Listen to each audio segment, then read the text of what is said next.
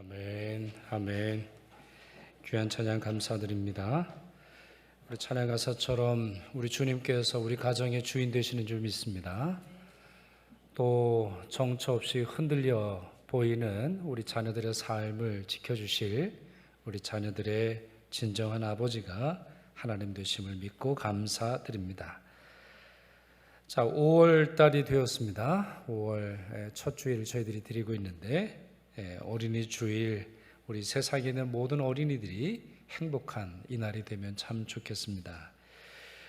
우리 자녀들만 아니라 우리 주일학교만이 아니라 특별히 아침에 좀 기도하는 것은 우리 전쟁터에 있는 전쟁과 또 기근과 또 여러 사회적인 갈등으로 인해서 고난을 당하는 세상의 아이들 주께서 불쌍히 여겨 주시기를 기도하는 또 우리가 될 수 있기를 소망합니다. 어떤 우리 집에 미운 오리 새끼 하나가 태어났죠. 남달리 크고 볼품이 없었는데요, 못생긴 외모 때문에 조롱을 많이 당했습니다. 그리고 따돌림을 당했죠. 엄마도 외면을 해서 급기야 이제 집을 떠나야 했는데 어떤 할머니 집과 나무꾼 집에 머물렀지만 오래 있을 수가 없었습니다. 그러던 중에 겨울이 닥쳤습니다. 급기야 미운 오리 새끼는 호숫가 근처 바위 틈에 지나야 했지요. 낮에는 물고기나 조개를 먹고 밤에는 낙엽을 덮고 잠들어야 했습니다. 호수가 얼어서 물고기를 잡지 못하게 되자 들쥐가 나눠주는 음식을 먹어야 했지요. 힘든 겨울을 보냅니다. 이듬해 봄이 되었는데요, 놀라운 일이 벌어졌습니다. 미운 오리 날개가 근질거려서 날갯짓을 했는데 너무너무 멋있고 큰 날개가 쭉 펴지는 겁니다. 그리고 아주 멋있게 하늘로 날아오르게 되었는데요, 그 모습은 모든 오리들의 선망의 대상이었던 백조의 모습이었던 것입니다. 여러분 잘 아시는 이야기죠? 미운 오리 새끼라고 하는 그러한 동화의 줄거리인데요, 이 동화의 교훈이 무엇입니까? 이 동화가 우리에게 가르쳐주는 교훈이 뭐예요?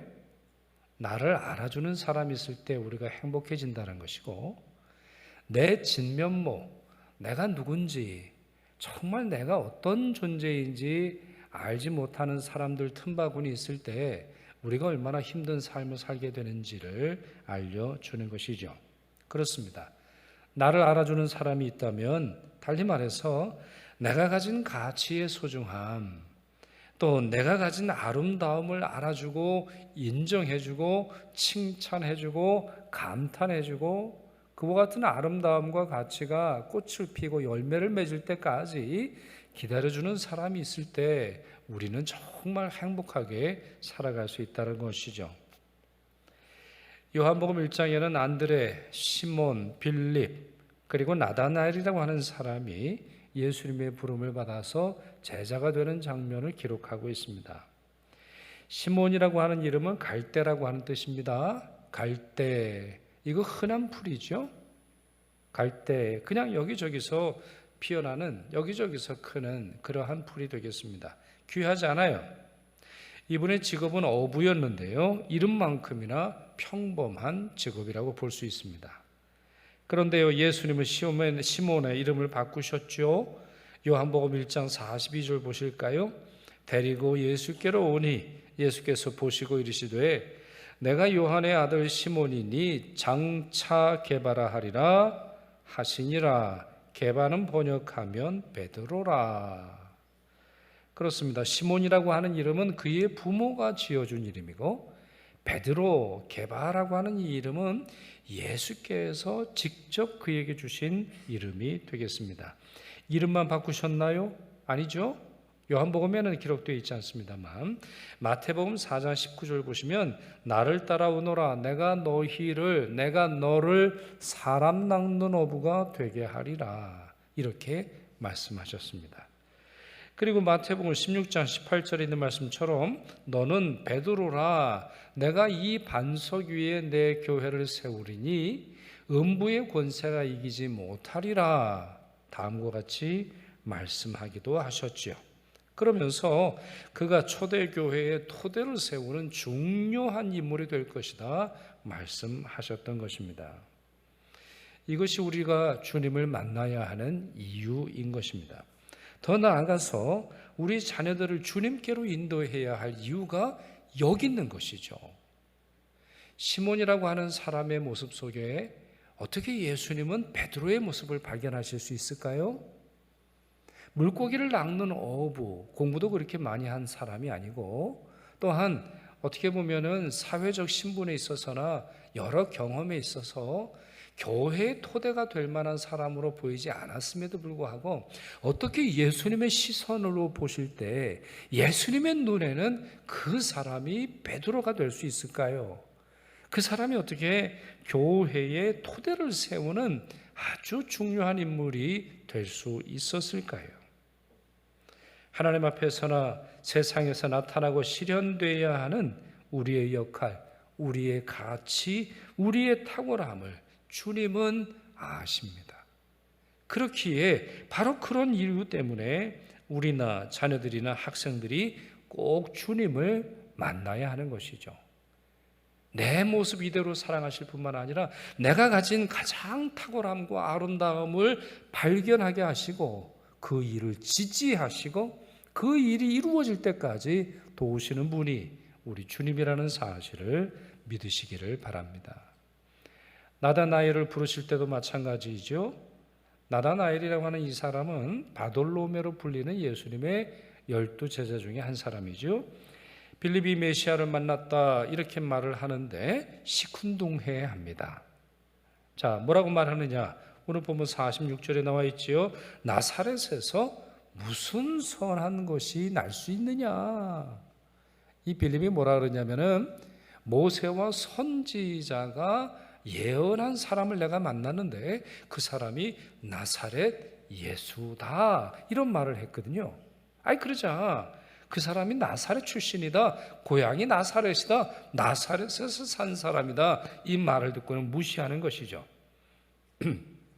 그러나 빌립이 계속해서 권유함으로 말미암아 결국에는 예수님을 만나게 되는데요. 예수님이 나다나엘을 보시며 뭐라고 말씀하셨지요? 자, 47절 하반절 보시죠. 보라, 이는 참으로 이스라엘 사람이라 그 속에 간사한 것이 없도다. 이렇게 예수님이 나다나엘을 향해서 말씀하셨습니다. 자, 여기 이스라엘이라고 하는 이름이 나오죠. 이스라엘 사람이다 라고 할 때 이스라엘이라고 하는 말이 나오는데, 여러분 이스라엘의 원래 이름이 뭐죠? 이스라엘은 바뀐 이름이에요. 이스라엘의 원래 이름은 뭐예요? 야곱이죠. 이스라엘은 국가 이름이 되기도 합니다만 원래는 사람이었어요. 그런데 이 사람의 원래 이름은 야곱입니다. 야곱이라고 하는 사람 어떤 사람이었나요? 하나님의 선택을 받았어요. 쌍둥이가 태어났는데 태어날 때부터 하나님이 선택하셨고 중요한 일이 있을 때마다 하나님이 나타나셔서 그를 도우셨어요. 뿐만 아니라 하나님께서 그를 많은 것으로 축복하기도 하셨죠. 그러나 야곱에게는 큰 단점이 있어요. 야곱에게는 정말 신박한 단점이 있어요. 여러분 우리도 보면 그래요. 우리도 보면 감옥에 가는 사람들이 100가지가 있는데 인생에서 행동하는 것이 100가지라고 할 때 100가지가 다 문제가 돼서 감옥 가는 게 아니잖아요. 90가지를 잘해도 10가지 범죄를 저지르면 감옥에 간단 말이에요. 우리도 보면 그래요. 우리도 보면 잘하다가 90%를 잘하다가 10% 못하는 것 때문에 우리 인생이 덜컥 주저앉을 때가 얼마나 많이 있습니까? 그런 것처럼 야곱도 다른 것에는 문제가 없는데 한 가지 문제가 있어요. 그게 뭐예요? 간사한 거예요. 사람이 간사해요. 사람이 아주 중요한 일이 생기면 거짓말을 하고, 사람이 중요한 결정을 내리고 어떤 중요한 선택을 해야 할 때 속임수를 써가지고 자기를 이롭게 하는 일을 하는 사람이 바로 이 야곱이라고 하는 거예요. 자, 그런데 예수님은 나다나엘에게 그런 간사함이 없다 이런 말씀하셨죠. 그렇죠? 다시 그 말씀을 보시면 보라 이는 참으로 이스라엘 사람이라 그 속에 간사한 것이 없도다. 이와 같이 말씀하셨는데 이 말이 무슨 말이에요? 단점이 없는 진짜 이스라엘 사람이라는 거예요.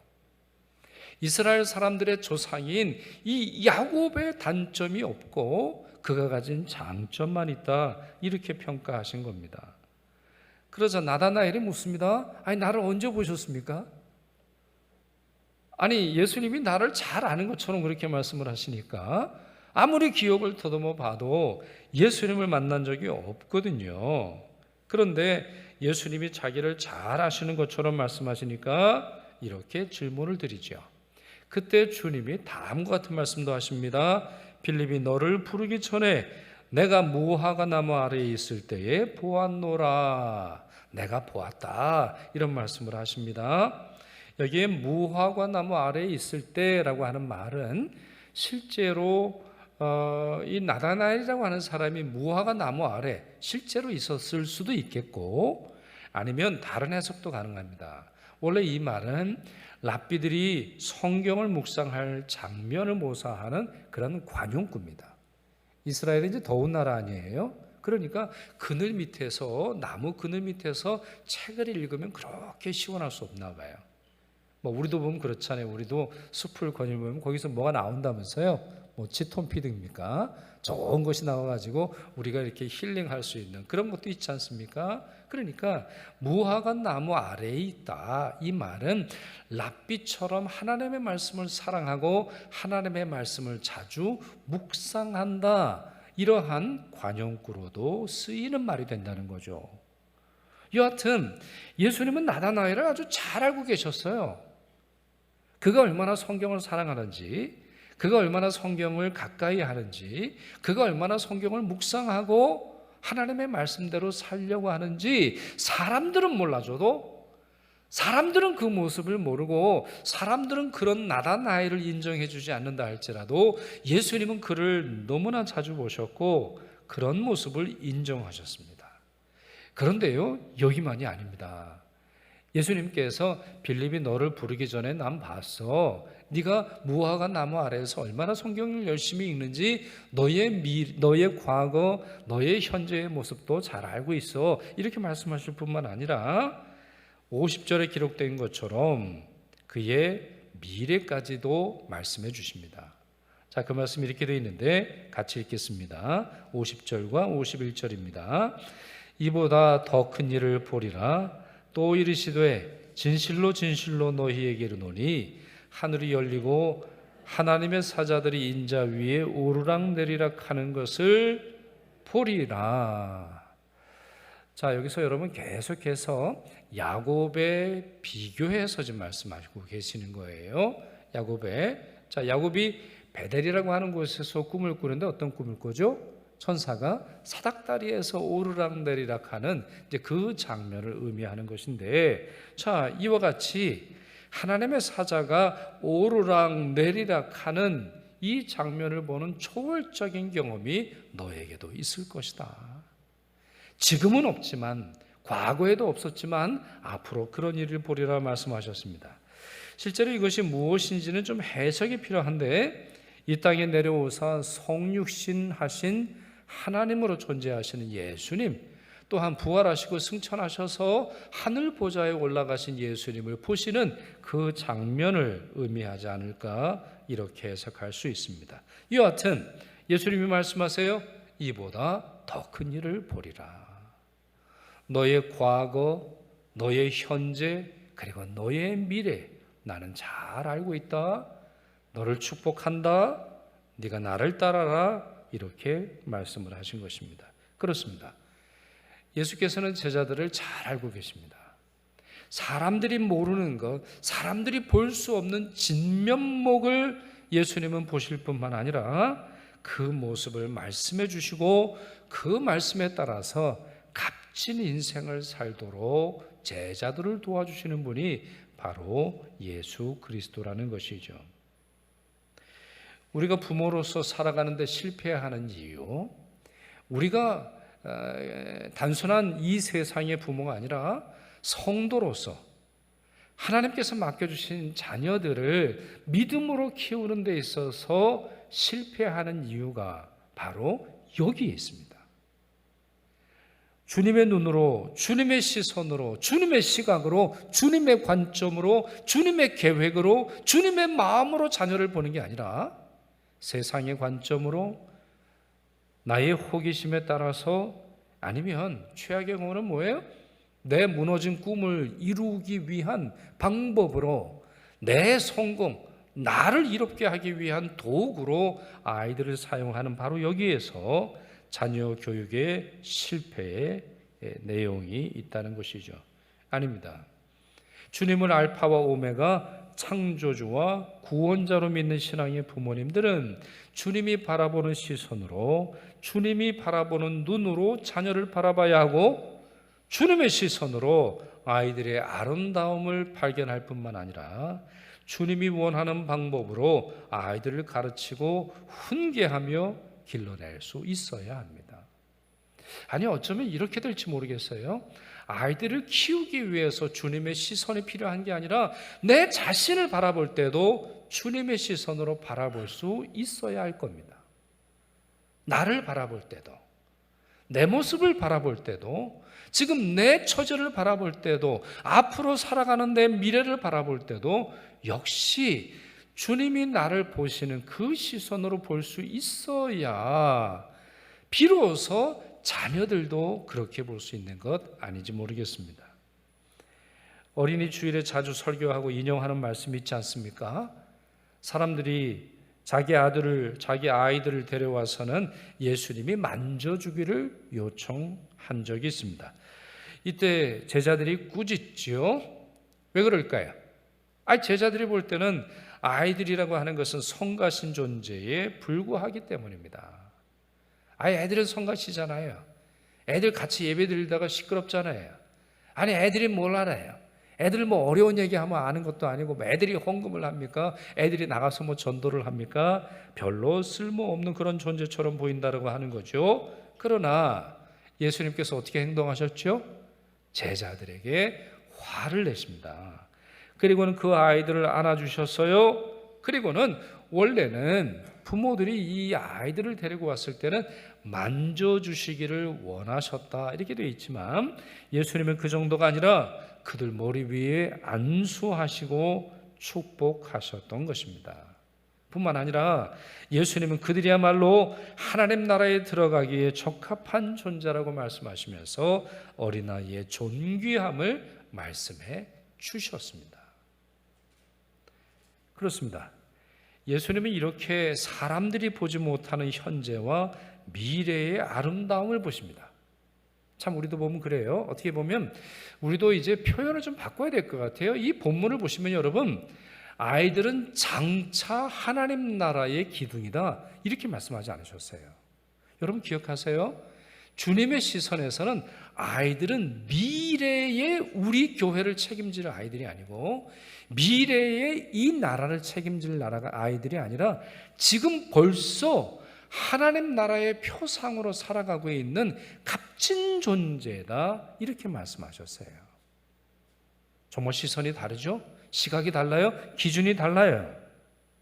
이러한 시선으로 우리 아이들의 아름다움을 보고 아이들을 축복하는 우리 모습이 되어야 되겠습니다. 자, 이것이 예수님과 관련된 진리라면 우리 제자들을 통해서 우리가 확인했고, 또 만져주시기를 원해서 아이들을 데려왔던 부모님에게 하신 예수님의 말씀이라면 우리는 무엇을 해야 할까요? 구체적으로 우리 믿음의 가정의 부모들은 어떻게 자녀들을 길러내야 할까요? 첫째, 주님께서 우리 아이들을 가장 잘 아시고 가장 많이 사랑하신다는 사실을 믿어야 합니다. 우리 자신이 믿어야 합니다. 주님이 우리 아이들을 나보다 더 사랑하시는구나. 주님이 우리 아이들을 나보다 더 잘 아시는구나. 주님이 나보다 우리 아이들을 더 아끼시고 우리 아이들의 미래를 책임져 주시는구나. 이 사실을 믿어야 합니다. 마치 우리가 주님보다 더 우리 아이들을 사랑하고 주님이 우리 아이들에서 무관심한 것처럼 행동해서는 안 되는 것입니다. 베드로 이름을 바꾸시고 세상에서 가장 귀한 사도로 부르셨습니다. 빌립이 부르기도 전에 주님께서는 나다나엘을 보고 계셨습니다. 그렇다면 우리 아이들의 현재와 미래를 주님께 맡겨야 합니다. 둘째로 기도와 말씀의 부모가 되어야 됩니다. 기도하는 부모, 말씀 읽는 부모가 되어야 됩니다. 매일처럼 여러분들이 우리 자녀들에게 식사를 제공하잖아요. 아침이면 또 점심이면 저녁이면 도시락을 싸준다거나 열심히 여러분들이 음식을 준비해 주잖아요. 그런 것처럼 하나님의 말씀이 여러분 안에서 모자람 없기를 바랍니다. 영의 양식을 주는 여러분 되기를 바랍니다. 육체의 양식만이 아니라 등록금 정도가 아니라 우리 아이들이 결혼해서 집 사주는 정도가 아니라 영원히 변함없는 결코 썩지 않는 하나님의 말씀을 우리 아이들에게 전해줄 수 있는 여러분 되기를 소망합니다. 시편 139편을 보시면 1절에 이렇게 고백합니다. 여호와여 주께서 나를 살펴보셨으므로 나를 아시나이다. 여호와여 주께서 나를 아십니다. 주께서 나를 살펴보십니다. 여기서 살펴본다라고 하는 말은 째려본다거나 아니면 그냥 흘낏 보거나 어쩌다 보는 게 아니죠. 관심과 애정을 두고 문제가 없나 지속적으로 살펴보는 그런 내용을 말하는 거예요. 자, 이렇게 고백한 후에 16절과 17절에서 이렇게 고백합니다. 같이 읽겠습니다. 내 형질이 이르기 전에 주의 눈이 보셨으며 나를 위하여 정한 날이 하루도 되기 전에 주의 책에 다 기록이 되었나이다. 하나님이여 주의 생각이 내게 어찌 그리 보배로운신지요. 아멘. 여러분 내용을 한번 천천히 볼까요? 내 형질이 이르기 전에, 그러니까 무슨 말이겠어요? 내가 세상에 태어나기도 전에 주의 눈이 나를 보고 계셨어요. 주의 눈이 내가 걸어갈 길을 보셨다는 말이에요. 나를 위하여 정한 날이 하루도 되기 전에, 그러니까 나를 위해서 예정하신 길이 있지 않겠어요? 여러분 자녀를 위해서 예정하신 것이 있지 않겠어요? 여러분 자녀를 축복하시는 하나님의 말씀이 있지 않겠어요? 그와 같은 것이 이루기 전에 뭐라고 되어 있어요? 주의 책에 다 기록이 되었나이다. 그러니까 나를 향한 주님의 관심, 나를 향한 주님의 시선, 내가 걸어가야 할 미래의 모습만이 아니라 내 과거의 모든 것이 책에 다 기록이 되어 있다는 거예요. 그러면 이 책이 뭐예요? 이 책이 뭡니까? 하나님께서 우리가 측량할 수 없을 정도로 세밀하고 완벽한 방법으로 우리가 헤아리기 어려울 정도의 애정과 권능으로 우리를 만들어 가시는데 그 계획과 그 방법이 어디에 기록이 되어 있어요? 바로 성경이죠. 주의 책에 다 기록되어 있다 그랬잖아요. 주의 책에 조금 기록되어 있는 게 아니에요. 주의 책에 다 기록되어 있다 이렇게 말씀하고 있습니다. 그렇기에 부모님들과 함께 자녀들이 함께 성경을 열심히 읽고 묵상해야 하는 것입니다. 마지막으로 셋째, 주님 앞으로 아이들을 인도해야 하겠습니다. 그리고 그 자리는 예배의 자리라고 믿습니다. 나다나엘을 혼자 힘으로 주님을 만난 것이 아니죠. 빌립이라고 하는 사람이 이 나다나엘을 예수님께 소개하지 않았나요? 내가 모세와 선지자가 언약하고 예언한 그러한 메시아를 만났다. 그 사람은 나사렛 예수래. 나사렛 예수라고 하는 사람이야. 이렇게 증언하지 않았나요? 그러나 나다나엘은 나사렛에서 뭐 선한 것이 나올 게 있어? 이렇게 말하고 면박을 줌에도 불구하고 이 빌립이라고 하는 사람은 주저하지 않고 포기하지 않고 나다나엘을 주님께로 인도를 합니다. 그렇습니다. 내가 만난 주님을 설명하는 것도 좋은 일이고 값진 일입니다. 내가 아는 예수를 설명해주고 설득하는, 그 예수를 믿으라고 설득하는 일도 중요하고 값진 일이죠. 그러나 주님을 만나도록 하는 일보다 더 값진 것은 없어요. 우리 아이들이 우리 주님을 만나서 나의 주님이시여, 나의 하나님이시여, 나의 구세주시여 이렇게 고백하는 것보다 더 값진 일은 없을 것입니다. 이것은 베드로도 마찬가지입니다. 안드레라고 하는 동생은 우리 시몬이 형을 자기가 만난 예수님을 소개해 주면서 데리고 예수께 오니 예수께서 보시고 그의 이름을 바꾸셨다. 이렇게 오늘 본문이 설명하고 있습니다. 이제 말씀을 맺으려고 합니다. 5월달이 되었습니다. 우리 가정에 되는 달인데 여러분 가정에 나아가야 할 모든 일들을 주님께서 아시는 줄 믿습니다. 여러분 자신이 나아가야 할 일뿐만 아니라 여러분의 자녀들이, 여러분의 부모님들이 나아가야 할 인생길이 성경에 있는 줄 믿습니다. 주님께서 하신 말씀, 장차 이보다 큰 일을 보리라. 이 말씀이 여러분을 향한 말씀, 여러분의 자녀들을 향한 말씀이기를 간절히 축원합니다. 여러분도 이 말씀을 붙들고 기도하시길 바라고, 이 말씀이 이루어질 때까지 여러분에게 맡기신 모든 믿음의 사명을 잘 감당하시기를 축원합니다. 기도하겠습니다. 사랑과 자비가 무한하시며 눈동자와 같이 저희 가정을 돌보시는 아버지 하나님, 가정의 달을 맞아 저희가 자녀와 가족들을 주님의 시선으로 보아야 할 이유와 방법을 알게 하시니 감사드립니다. 주님께서 저희를 보시는 것처럼 자비와 긍휼의 눈으로 기다림과 인내의 마음으로 바라보게 하옵시며 주님 뜻대로 자녀들을 잘 길러내는 부모 되도록 도와 주옵소서. 5월의 달, 어느 때보다도 실록이 무성하고 아름다운 달인데 저희 가정도 그렇게 되게 하여 주옵소서. 알파와 오메가가 되시며 우리를 아름답게 빚어가시는 주 예수 그리스도의 이름으로 기도드리옵나이다. 아멘.